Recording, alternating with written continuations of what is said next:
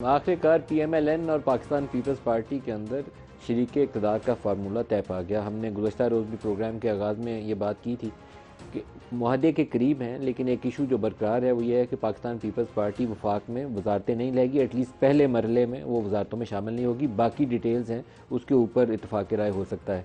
रात जब press conference हुई आधी रात के बाद, तो उसके बाद तमाम लोगों के चेहरे देखकर एक चीज़ वाज़े नज़र आती थी कि ये कोई खुशी की शादी नहीं है, मजबूरी की शादी है, और कितने दिन निभेगी इसके ऊपर भी सवालिया निशान बरकरार रहेगा। कोई एक चेहरा ऐसा नहीं था जो हुकूमत पाने की खुशी में बड़ा तमतमा रहा हो, बल्कि ये लगता था कि वो मुशाहिद हुसैन सैयद साहब ने एक ट्वीट किया जिसमें उन्होंने एक अमेरिकन फ्रेज़ इस्तेमाल किया और वो काफ़ी हद तक रेलिवेंट है मौजूदा जो इनका शराकत इक़्तिदार का फार्मूला। उन्होंने लिखा हुआ है अ शॉर्ट गन वेडिंग। तो ये शॉर्ट गन वेडिंग ही है, कितनी देर चलेगी शहबाज साहब की मालूम नहीं है। हो सकता है वो बहुत खुश हों कि उनको वज़ारत उज़्मा मिल गई है, लेकिन नवाज़ शरीफ क्या उनकी सियासत यही थी कि एक ऐसी माइनॉरिटी गवर्नमेंट को वो लीड करे, उनकी जमात, जो कल को हर आने वाले दिन के साथ जब IMF की डील का काम शुरू होगा तो अनपॉपुलर होगी, महंगाई के दबाव में, टैक्सेस के दबाव में और गवर्नेंस के इशूज़ में और इत्तेहादियों को खुश करने में, जैसे 16 माह पहले PDM की हुकूमत हुई है।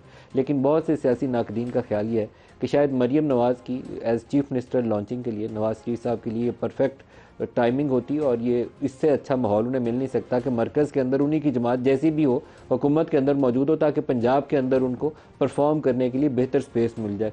वसाइल का भी इशू नहीं होगा, वफाक से सपोर्ट भी मिलती रहेगी, लीगल इशूज़ के ऊपर भी और फाइनेंशियल मैटर्स के ऊपर भी, और मरकज़ से PSDP फंडेड प्रोजेक्ट्स में भी पंजाब को हिस्सा मिलता रहेगा, जिसके अंदर शायद वो स्पेस क्रिएट हो जाए जिसमें मरीम साल 1.5 साल के अंदर पंजाब में जो PMLN ने स्पेस लूज़ किया 16 माह की PDM की गवर्नमेंट में, वो दोबारा हासिल करने में कामयाब हो जाए। ये बिग इफ़ है, क्योंकि आमतौर पर ऐसी एजम्पशन तब कामयाब होती हैं, जैसे अगर आपको 88 और 90 का पॉलिटिकल फेज़ याद हो, जब मरकज़ के अंदर मोहतरमा की हुकूमत थी और पंजाब के अंदर नवाज़ शरीफ साहब चीफ मिनिस्टर थे, तो नवाज़ शरीफ साहब उस वक्त तमाम मुश्किलात के बावजूद एक अपोजिशन वाला फेज़ थे पंजाब के अंदर, जो मरकज़ की हुकूमत को कन्फ्रंट कर रहे थे। उसमें उन्होंने सियासी अपना सफ़र जो था उसका ऊपर की तरफ जाने का आगाज़ किया था।